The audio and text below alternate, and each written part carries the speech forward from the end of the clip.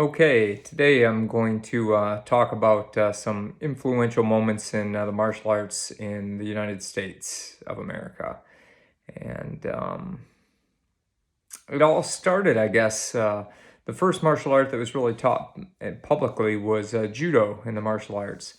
Um, in 1902, Yoshiaki Yamashita, who was the sixth dan in Kudokan Judo, came to teach in the United States. And that was kind of the beginning of martial arts that was taught to, you know, Westerners, I guess, in the United States. I knew somebody who was in World War II, and he had studied judo actually while he was in basic training. He had studied judo, so it was already kind of popular. Well, I don't know about popular, but kind of used and done even way back then. So it's got about 120-year history in the United States. So that was pretty much the only martial art taught publicly until 1946 is what's generally accepted as the first person to publicly teach karate, which was Robert Trias, who came back from the Navy, where he learned martial arts in Asia and began teaching in Arizona, again, 1946. There was karate in Hawaii previous to that, but Hawaii was not yet a state at that time. So in the 1950s, that was the beginning of, other systems came. A popular one of Taekwondo started being taught in the 1950s in certain places, and some other martial arts also. The first big martial arts boom, I guess you could say, was probably in the 1960s. Now, Kung Fu had just started being taught to Westerners in the United States in the 1960s. People like Bruce Lee, Ark Wong, they were teaching people at the time. There were rumors. A lot of people said that they got flack from some of the Kung Fu community for teaching Westerners at the time, but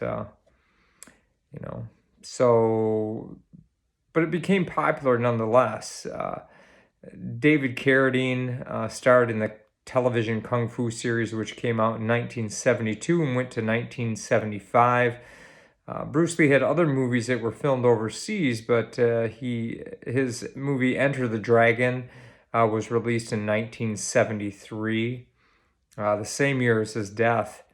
And there were other movies in the 70s, such as like 1978, Five Deadly Venoms, 36 Chambers of Shaolin, movies like that, the Chinese cinema. And that started the first big boom, which is, the popularity of Kung Fu in the 60s and 70s. The 80s came along and things were kind of like ninjutsu became popular. There were a lot of ninja movies. Karate was popular. Kickboxing had a little moment of popularity, especially in the 80s. Full contact kickboxing, which was, at times known as full contact karate. But they fought in a ring, put the gloves on, eventually. And